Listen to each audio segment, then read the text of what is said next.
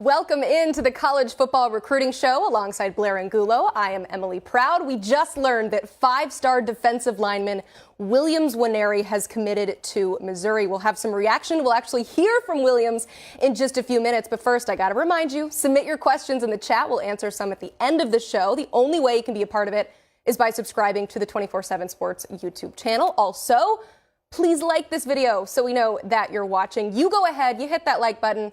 We're going to hit the headlines because a lot is happening in the world of recruiting, starting with Brian Kelly making a big splash in the 2025 class this weekend, landing five-star wide receiver Kamarion Moore out of Duncanville. The number 2 wide receiver and 5th-ranked overall player chose the Tigers over the likes of Alabama, Georgia, Texas. It's early, but Blair, what do we need to know about this pass catcher? He fits the first-round wide receiver prototype that we've seen really take off in the NFL the last few years. A big play pass catcher, a smooth route runner with great body control. 44 receptions as a sophomore last year in Texas 6A ball. Kamarion Moore checks off every box. Let's go back to the 2024 cycle. Miami flipping 4-star in-state edge Elias Rudolph from Michigan. He wasn't locked into the Wolverines for too long, but a trip to Coral Gables in July changed his mind. So what does this addition mean for the Canes? It lessens the blow of losing Colin Simmons, who committed last week to Texas over Miami and LSU. And remember, the Canes were also among the finalists for Dylan Stewart, who came off the board to South Carolina. We know that Booker Pickett Jr., a Miami legacy, is out there, but getting Elias Rudolph via the spatula after coming up short over the last couple weeks is big for the Miami Hurricanes. I love the early spatula season. All right, I hope that you are subscribed to the 24/7 Sports YouTube channel, because if not, you missed some big commitments over the weekend. On Saturday, 4-star Ascendria Fua committed to Texas A&M. And then on Sunday, the 4-star wide receiver you're seeing right now, Jeremiah McClellan, picking Ohio State. It was a big day for the man that they call Papa Blair, but what does he add to the Aggies? A big and physical interior offensive line prospect. He should fit in right into the SEC in a couple of years. Our colleague Brandon Huffman is super high on Papa, and following him closely up there in the Seattle area, believes that Papa is a player that should help the Aggies up front. All right, the news of the day. We mentioned it off the top. Breaking news. The number 3 player in the 2024 class has committed to Missouri. 5-star defensive lineman Williams Nwaneri picking the in-state Tigers over Oklahoma, Georgia, Tennessee, and Oregon. Blair, NIL has shaken up the recruiting world. How did it affect this recruitment?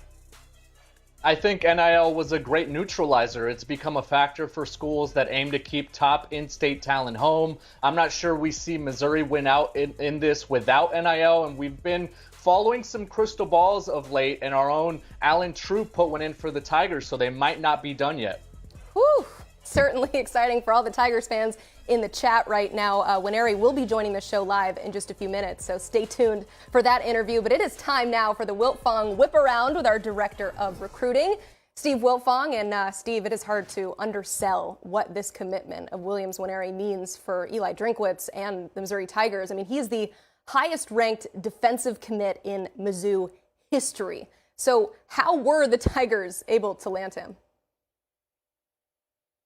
Well, I asked his coach, Jamar Mosey, what he sees when he turns on the film or watches Williams from the sidelines. And the former Oklahoma Sooner said a pro, so he knows what it looks like with that background. And Coach Drinkwitz, Coach Peoples, and that staff offered him back in November of 2021, have been building a relationship with this standout since then, and got him to campus numerous times. And I think at different points we saw Tennessee have some momentum, certainly Oklahoma, Georgia, maybe some at the start of the summer, but Missouri been in this for 2 years now. The official visit the weekend of June 23rd, there was a lot of excitement coming out of that for Missouri, and they were able to bring it home over the last couple months and win a heavyweight recruiting battle and keep the number 1 player in the state, the number 1 defensive lineman in the country, home.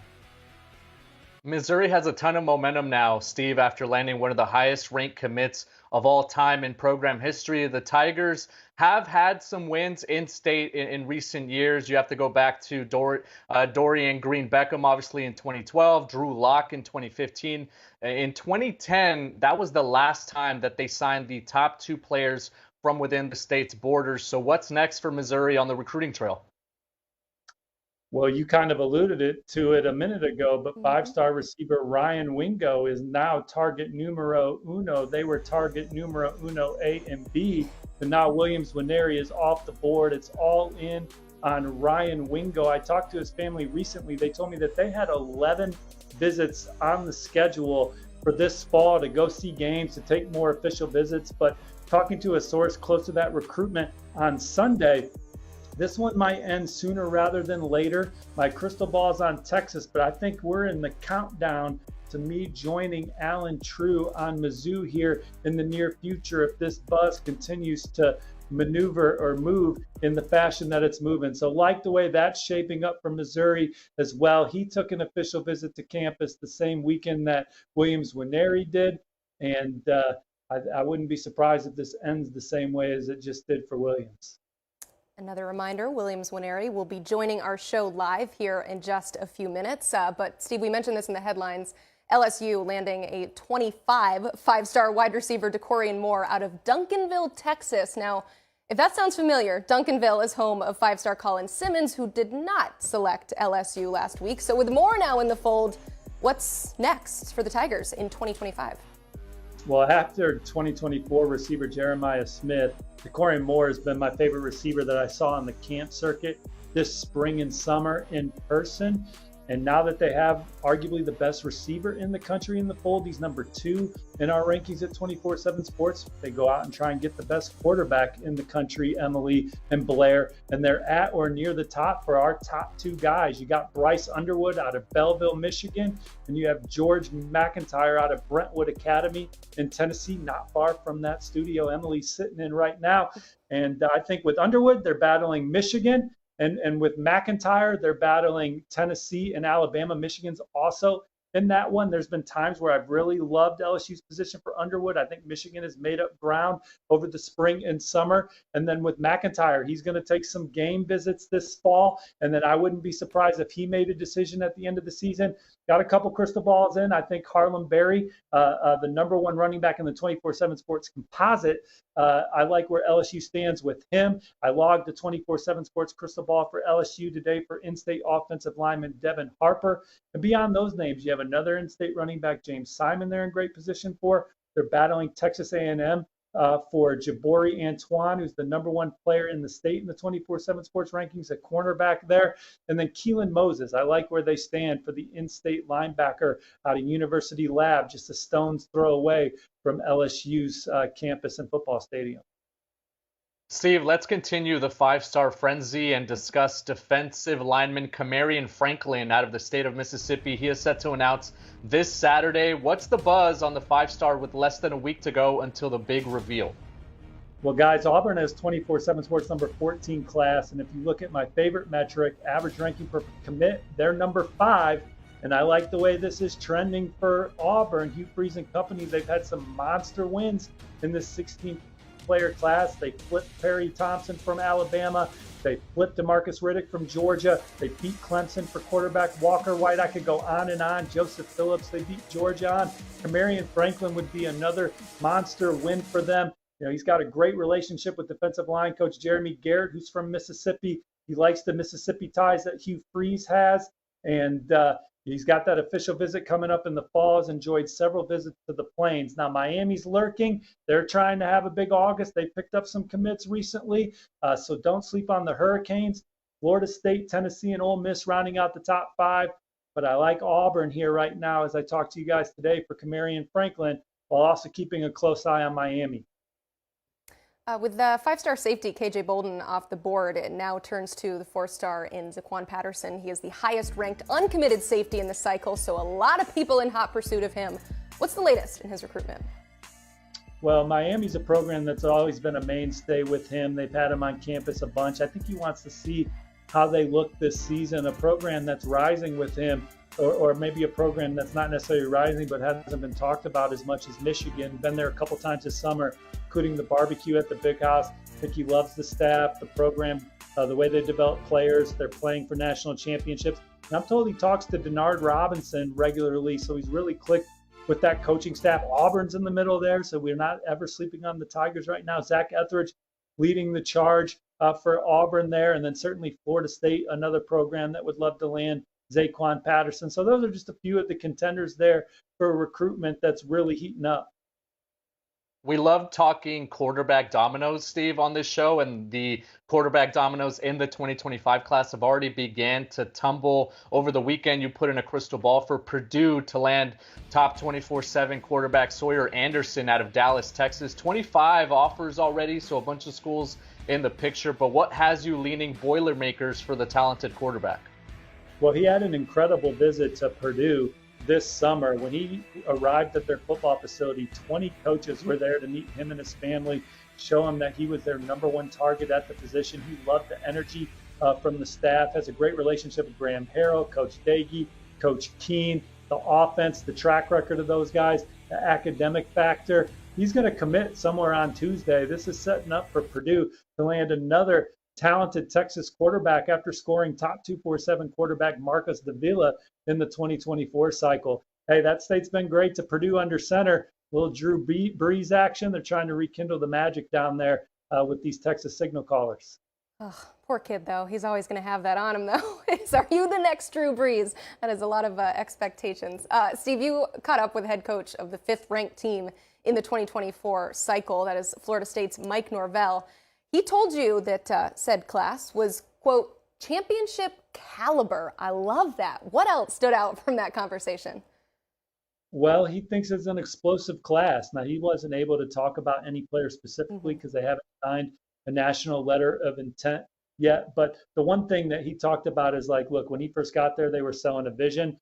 Now guys can watch Florida State football. They saw the 10 wins, top 10 offense, top 15 defense. Only 3 programs in college football had that moniker last year alongside Georgia and Ohio State. So they're not selling a vision anymore. Guys can see it on the field. They can visualize themselves being part of the game, and they can help take this program, take that next step. And then another thing they said that really stood out was Georgia. That's where 7 players in their class are committed.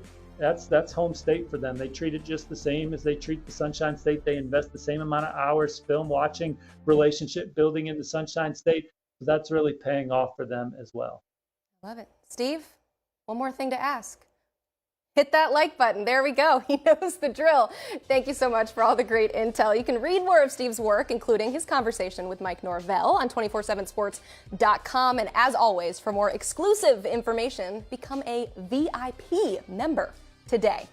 Speaking of day, it is a great one to be a Missouri Tiger. They land the highest ranked commit since Dorial Green Beckham back in 2012, the 5-star defensive lineman Williams Nwaneri. A massive win for Drink and his staff, but hey, an even bigger day for the man himself.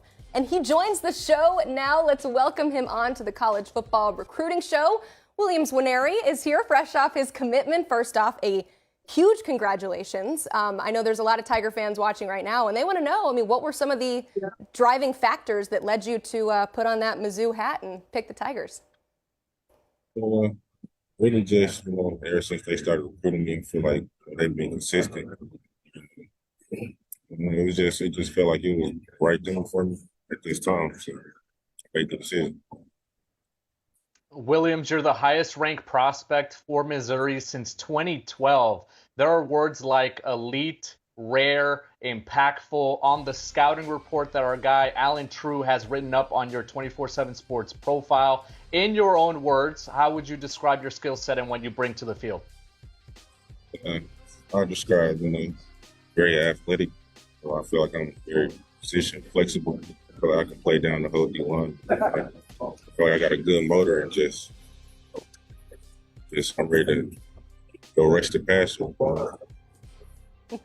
I know Missouri fans are excited to see you rush the passer as well. I got to ask, though, your future teammate, Luther Burden, has some delicious barbecue chips with his name on it. And I know you've talked about this before, and I'm expecting something even better from you. But in all seriousness, though, how much did the potential NIL opportunities that you get staying in state, playing for the hometown school, how much did that affect your decision?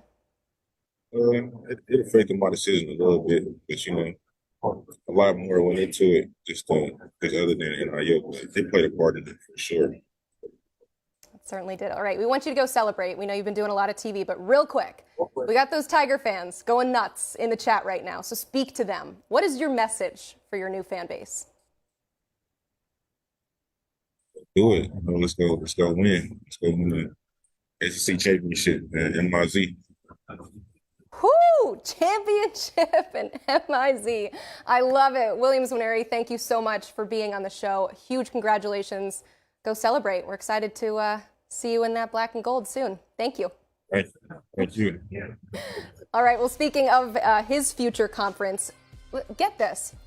In 5 out of the last 6 years, Texas boasted the #1 class in its conference, which at the time was the Big 12, but things are certainly different in the SEC. Their 18th ranked class in the nation is good for just 9th in the SEC in 2024. Still a wildly impressive class and just continues to get better, as does this show, which is why we are welcoming in our friend Hank South of Horns247 to talk a little bit more Texas recruiting. Hank, we spoke to you last week after the Longhorns landed 5-star EDGE Colin Simmons. A very exciting day for them. They, of course, beat out Miami and fellow SEC foe LSU. But as they look to pursue other in-state targets, how impactful was that win in adding Simmons?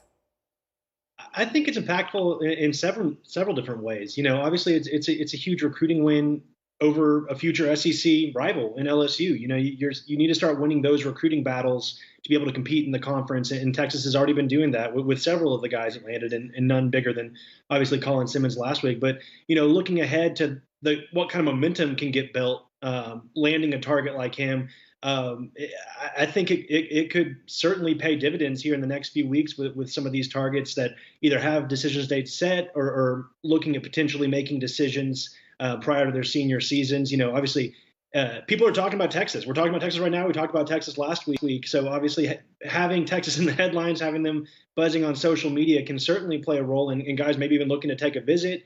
You know, guys talking to the staff or, you know, Colin recruiting guys of his own. He even had that famous tweet a couple months ago saying, you know, once he committed, he was going to play a huge role in flipping the best guys to Texas. So I think it could play a big role, and we'll see, you know, whether that pans out here in the next few weeks. Hank, among those top targets is Kobe Black. He's a player that we're asked a lot about in the chat here on the 24/7 Sports YouTube channel. So I know we've got a few listeners and viewers here that whose ears have perked up. He recently named a Final Five: Texas, LSU, Oregon, Ohio State, and A&M. How do the Longhorns factor in here as they get that defense ready for 2024? Yeah, I think things are still trending up with Texas and Kobe Black. And possibly, you know, after today's news, we saw Wardell Mack commit to Florida. He might be one of the most important targets left on the recruiting board for Texas. You know, we've seen Texas miss on Corian Gibson to Clemson, Selman Bridges to Arkansas, and now, of course, Wardell Mack to Florida today. Kobe Black is a guy that Texas fans really want to land and need to land. You know, they need to get some of these elite guys in their backyard, and Kobe Black is that. So I like where Texas stands. I was actually out in Waco to see him a couple weeks ago. You know, he's still, you know, saying all the right things. He's not really, you know, showing his cards much on where he's leaning publicly, but, you know, talking to people close to the program, I think Texas has really impressed him. I think his relationship with Terry Joseph, the cornerbacks coach, Steve Sarkisian, he's talking to the staff almost every day. He'll be back for a game or two this fall. I think Texas is in good shape. And I think even more so now that Wardell Mack is to Florida, this is a guy they need to land, and I think they will. I'm already loving the future SEC recruiting battles that are budding between Texas and LSU. We mentioned that the Horns won the Simmons pursuit, but the Tigers landing 2025 5-star wide receiver Dakorian Moore, and he is the top player in the state for the next cycle. There's certainly a lot of time. Again, 2025, there's time to work toward a flip, but in the meantime, I mean, who else could they potentially pivot to in that cycle after missing out on Moore?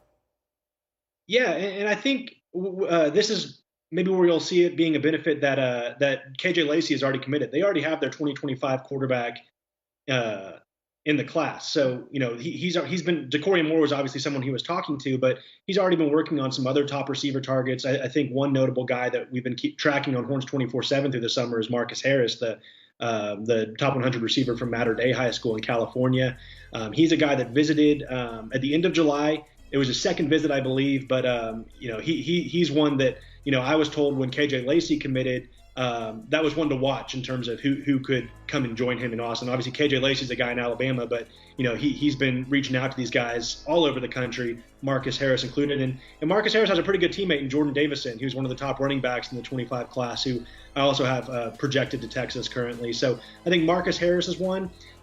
You look at KJ Lacey's teammate, maybe it's not as likely, but Ryan Williams, the 5-star wide receiver committed to Alabama, he's another guy that we're keeping an eye on. Obviously, KJ Lacey's recruiting him really hard, would like to flip him. He seems pretty solid with Alabama, but the crazier things have happened in recruiting, I guess. Maybe if he gets out on a visit to Austin, again, like you mentioned, there's a lot of time left, and same with Dakorien Moore. Texas will still continue after him and try to get him on campus and see what can happen. So still a lot of options left and a lot of time for sure.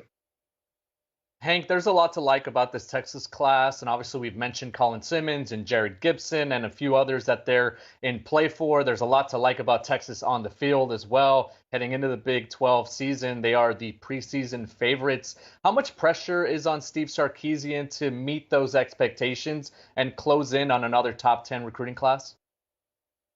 Yeah, I think, as the head coach of Texas, there's always going to be pressure regardless of, what's going on. Obviously more so now than ever. I feel like this is probably the, most talented Texas team we've seen in over a decade. And so certainly, they want to live up to that hype.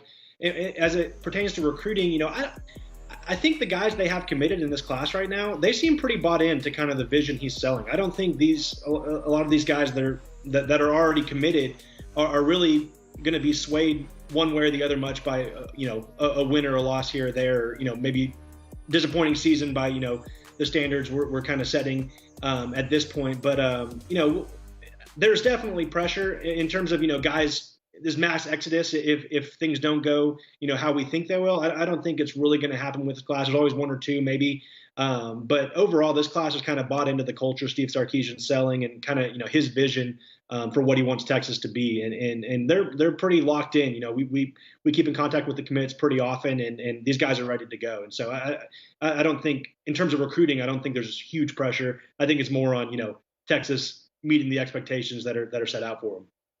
So only 16 commits right now in this class. I don't say that as a concern in the transfer portal era. Obviously, you've got players coming in from all sorts of places, but that means that there's still a lot of irons in the fire, a lot of players that they are still interested in adding to that class. So who should we be aware of that's maybe on the board to come up next to join this group?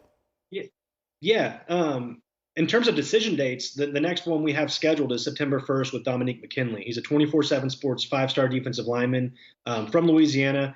And that's going to be a really interesting one. We've Texas has been kind of trending up there. I actually put a crystal ball projection in for Dominique McKinley to Texas. Oklahoma is trying to land him. Obviously, LSU would like to keep him home. So it's going to be really interesting because he doesn't say much about his recruitment. We're all kind of just going off of, what we're hearing, talking to sources around, his program, around our schools that we cover. And so, there's really not a great, read on it. I think Texas has probably done the best job so far recruiting him. He's a guy that actually wants to major in computer science, which is what his mother told me back in July. And certainly Texas showed that program off to him on his official visit in June. And so, most people, the consensus is Texas or Oklahoma. I think Texas is in a better spot right now. Again, we're 2 weeks away from that decision day. And then another one we mentioned already in the show is Kobe Black. He's talked about making a decision prior to his senior season. He hasn't fully committed to that. But talking to his coaching staff at his high school, they like to have their guys committed prior to the start of the season. Will he do? They're not pressuring him to do that. They just would like him to. Will he do that? We'll see. But Kobe Black, I think, is another one you could circle in terms of maybe a guy that could be next. I love it. I love the little nugget about Dominique McKinley. Computer science. See, we always talk about facilities and tradition and all that, but you never know what some of these prospects are looking for in a school. Hank, thank you so much for being on the show today. We really do appreciate it. If you want to read more of his work, Head right there to Horns 24/7. It is the place to be for all things Texas football and recruiting. Fall camp is rolling. The first full contact scrimmage of fall camp took place over the weekend. So check out Horns 24/7 for all things Texas. We are transitioning into some high school football talk. That's right, we talk high school football all the time, but let's talk about some of these schools. It kicked off in some states out west last weekend. We talked about it on Thursday's show, but there are notable games on the docket this weekend. Some of the top programs in the country are squaring off. So let's talk more about it with our friend Steve Montoya of MaxPreps joining the show now. Steve, let's start with the fifth-ranked team in the country, Miami Central. Their season starts Friday night against Vanguard High. Ton of talent on this Central team. But big picture, what stands out to you about this roster as we head into the season? Yeah, it's a very talented roster, mix of transfers that have come in with returning players. Miami Central has a little bit of a chip on their shoulder as well because they wanted that number one spot last year. They went 14-0. They thought they should be ranked number one overall by MaxPreps. They ended up number two, but they have the talent and the roster to be right back in the mix for another national championship. Five-star junior Armando Blount, he stands out as one of the top players in the country in this junior class. I mean, he had 16 sacks last year for Dillard High School. He'll be transferring into Miami Central. You see LaWayne McCoy right there. He's a Florida State. He's a four-star kid, two-way player. He had the big pick six in that big victory last year against IMG Academy. So Miami Central, one of the most loaded and talented teams in the country. It'll be fun because they go out in a few weeks to play Bishop Gorman out in Las Vegas. To number 4 we go, Steve, the number 1 team in the state of Florida, IMG Academy, 4-star running back Jared Gibson. He's committed to Texas. 5-star defensive lineman David Stone. You also have Georgia cornerback commit Ellis Robinson. Those are just some of the stars that make up a loaded roster. How does this IMG Academy team compare to some of the great teams we've seen from them? Yeah, we think they're right up there in the mix for as talented as the IMG team has been since 2020 when they won the national championship. I mean, there's 23 players who is a 3-star or better on this roster. I don't know how you can get more talented than that. And so IMG Academy, as you mentioned, has just absolute playmakers on both sides of the ball. They have a tough schedule, as always. They play that national schedule. They don't play in the playoffs, so they seek opponents. They're going to play St. Francis to close out the season. So they have a shot to be as good as that team that was led by J.J. McCarthy in 2020. They're loaded up and down their lineup for sure. Let's head out west. You mentioned Miami Central is about to play the next team I'm going to ask you about, which is the number 3 team in the nation, St. John Bosco in Bellflower, California. On Friday, they're hosting Liberty High out of Nevada. Now, I'm looking at this defense. You've got Notre Dame linebacker commit Kingston Viliamuasa, USC cornerback commit Marcellus Williams, and Alabama safety commit Peyton Woodyard. This team was the number 1 team last year, but what's the likelihood that we see them at the top spot again in 2023 with this stacked group of talent? Yeah, you're right. I think they might have one of the most talented defenses in the entire country. And the thing about St. John Bosco is they're going to play Mater Dei. They're in their league, and they're likely going to play them again in the postseason to see who goes on to the state championship. So there's always a chance that St. John Bosco or Mater Dei finds their way as the top team in the country or right there in the mix, because most likely they're going to play each other twice. Last year, actually, Mater Dei beat Bosco in the regular season, but in the rematch, it was actually St. John Bosco who won and eventually would go on to win the national championship. So they start at number 3, but there's always a chance with Coach Jason Negro and his team that they could find their way back to the top. The Sin City is home to the nation's number 2 team, Bishop Gorman, reigning Nevada State Player of the Year. Micah Alejado, a Hawaii commit, leads the offense, as well as tight end commit Elijah Lofton, who's headed to Miami. They are big play threats. They have a lot of talent up and down that roster. They head to Utah this week to take on quarterback Isaac Wilson and corner Canyon on Friday. Looking at the Bishop Gorman roster, Steve, who stands out to you? Yeah, I mean, it has to be Mike Alejado, their quarterback. He's MaxPreps National Junior Player of the Year. He threw for 3,700 yards last season, 54 touchdowns. He's under 6 foot, so he doesn't get the big time publicity about just being a top tier, high end recruit. But if you want to win at the high school level, he is that guy. He is that good, and we think he's going to have a phenomenal career at Hawaii. He knows how to win. They were very close to being right up there as the top team in the country. They barely lost to Mater Dei. They had that game last year, but ended up losing, and that really cost them the national championship right there. They only had one loss last year. They typically just dominate their competition in Nevada, so it's really their preseason schedule is really what gets them in the running for the national championship. They'll have some games this year that will be right there in the mix, including that one you mentioned just right now. They play Long Beach Poly, and then they play Miami Central as well. Yeah, our regulars watching the show, they know all of these schools because we talk about these prospects, and that's where they're playing their high school ball. So Blair, I'm curious from your perspective. I mean, you'll be at the Corner Canyon Bishop Gorman game. So as an evaluator, how does being able to watch these games live help you get maybe a better grasp of some of the top prospects that are involved? It is truly invaluable, Emily. This will likely be the best team that Isaac Wilson faces all season. They played last year in Vegas, so it also helps us compare how they've improved or where the progress has been made. You look at a player like Micah Kaapana, the running back from Gorman, who's committed to Michigan. He's just on the cusp of 4-star status, according to 24/7 Sports. So he hopes to kick off his senior season in a big way. Then you look at the battles on the field, the matchups. Elijah Lofton headed to Miami. He'll be matching up against linebacker Bo Tate, who's headed to Baylor. So you get to see some of those good versus good battles that really allows us as evaluators, as people that are going out to scout out some of these games, to really see, okay, who can be the star at the next level when they do match up against some good players. So it's a remarkable, I think, evaluating tool to be able to see some of these top teams go up against each other.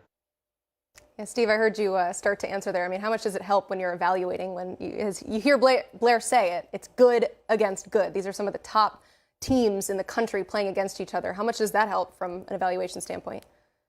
Yeah, sorry, I was jumping in there. I was just going to say, even that Mater Dei Bosco game last year, I mean, there were 76 players, I believe, on the field with a FBS offer. So if you want to see the future of Saturdays and Sundays, going to one of those games, it's basically right in front of you.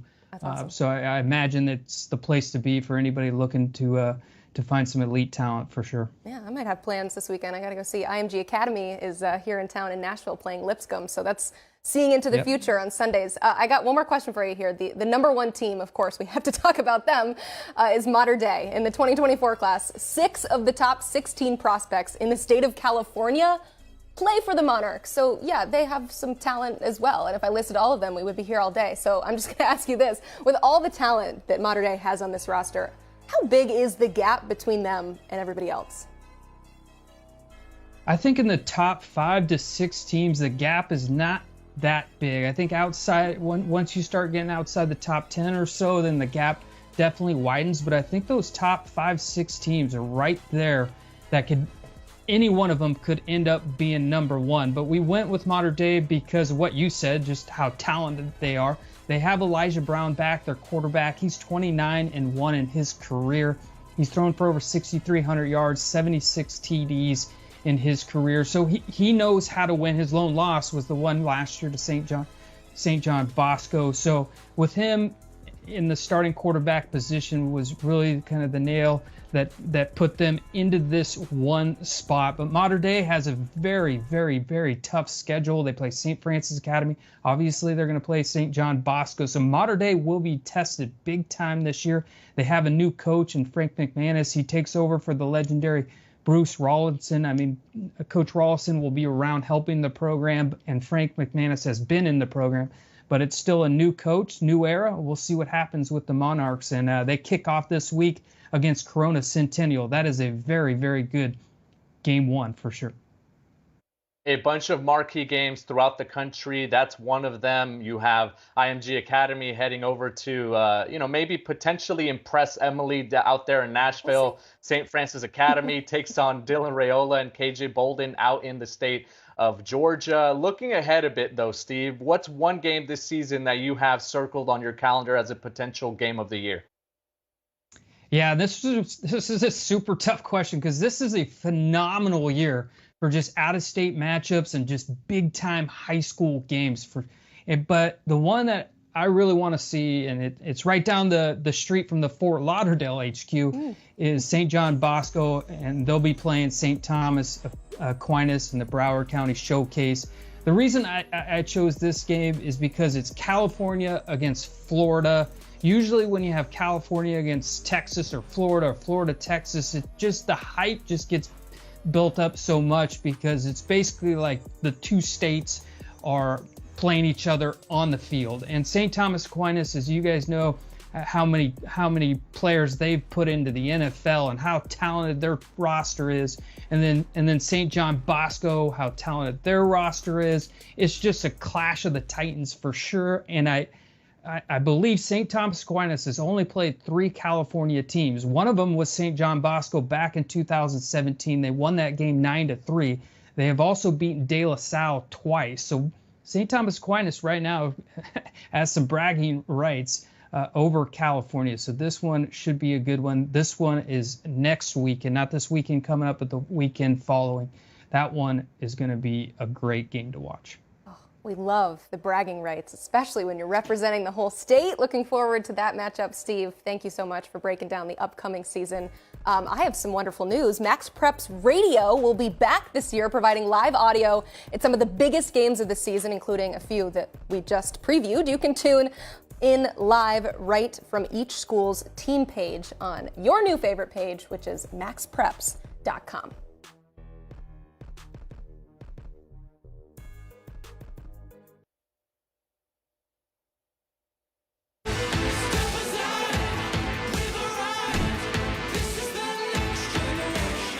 This guy is a blur on tape. He zigs and zags. He's a player to potentially make an impact from day one.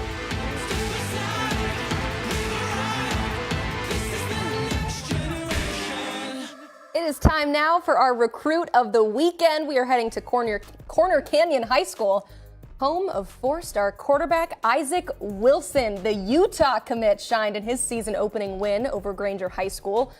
This is how. Check this out. Wilson threw for 470 yards and accounted for 5 touchdowns in the 55-7 victory. Blair, it was only week 1, but man, how excited are you to see what he does in his final season before he's off to Salt Lake?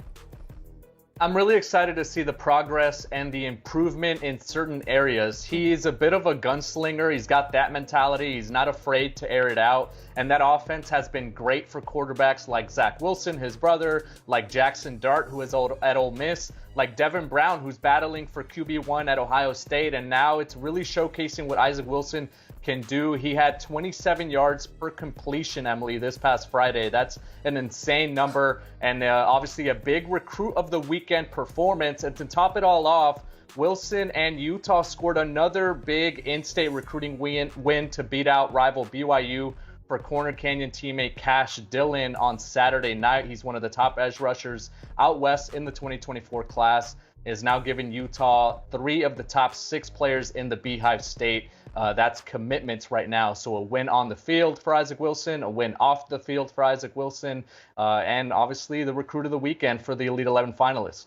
I love it. A big congratulations to him. 55-7. I mean, what? We are in store for an exciting season for him in his final year playing high school football. We got some viewer questions here. Thank you for submitting them. Let's start with PG Show asking, what do you think about Oklahoma's chances now to land other top targets, missing out on Williams Nwaneri? I think all the focus and all the chips should be obviously now on David Stone, that 5-star defensive lineman from IMG Academy. They are leading right now in the crystal ball predictions, and he becomes an even more important target for Brent Venables and company. And then they also lead right now for top 24/7 defensive lineman Nigel Smith the second out of Texas. It does sound like he will be canceling that official visit for the first weekend of September. He was scheduled to go to Austin to see the Longhorns play and spend a weekend in Austin, but it sounds like right now he's not going to be taking that trip, and you have to like the Sooners. So obviously losing Williams Nwaneri hurts, but if you're able to get David Stone, you're able to get a Nigel Smith II, I think you have to take that if you're a Sooners fan. Yep, just on to the next one. Next man up, as they always like to say. Speaking of next one, this next question comes from Nosy5. Is there any news on five-star defensive lineman Aiden Breland out of the aforementioned Mater Dei?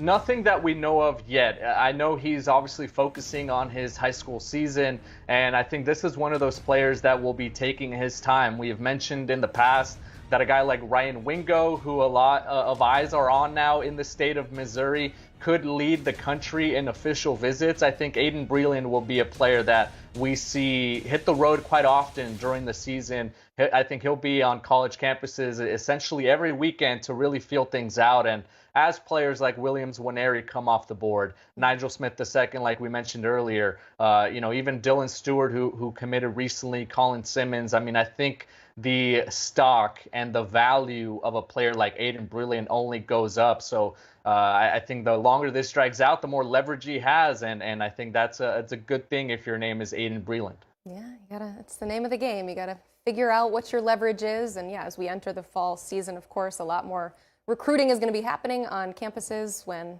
we're starting to play some football on campuses, which I am very excited about. I'm going to ask one more time nicely. If you can, go ahead and hit that like button. It really helps us out. It makes us happy to know that you are watching.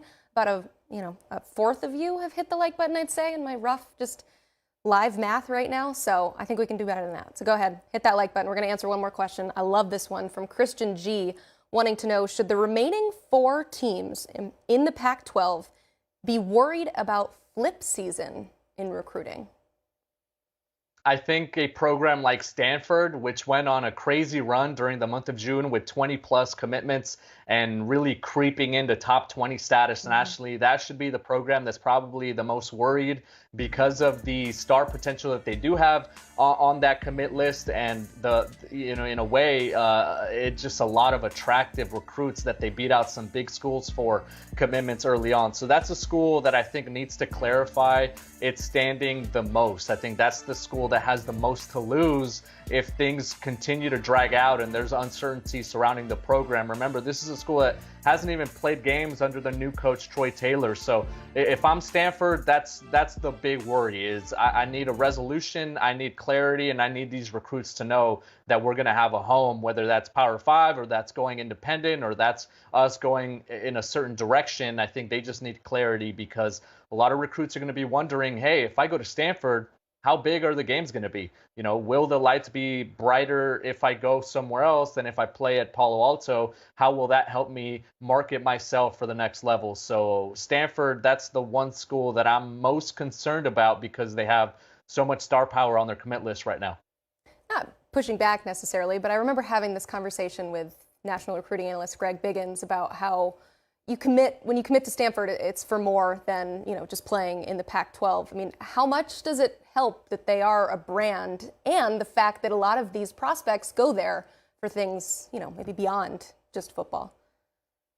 Yeah, I completely agree with you. And I think we should push back a little bit more, honestly, Emily, if we're being truthful. Okay. I think we need to butt heads from time to time. But I do think, this is an interesting one because Stanford, when all things are equal, right? When you're still a Power 5 school and when you're still playing Oregon and Washington and USC and you're taking a trip to the Rose Bowl to play UCLA, or you're going out to Utah. I mean, you're still playing those big games. So that's one thing that, obviously it still allows you to say, okay, come to Stanford because the academics are big and you're still going to be playing these big games. We just don't know if those games will be big for Stanford if they continue on this route and if the Pac-4 eventually folds, because academics might not be able to save them fully.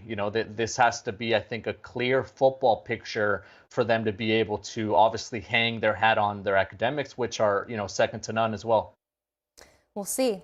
Watch out, Blair. Coming for you here. Yeah, we're gonna be that debate show, just you and I going back and forth, and you absolutely just destroying me, because obviously your knowledge is vast when it comes to the subject of this show. But another reminder to hit that like button on the way out. Also, be sure that you are subscribed to the 24/7 Sports YouTube channel. The season is so close, I can taste it.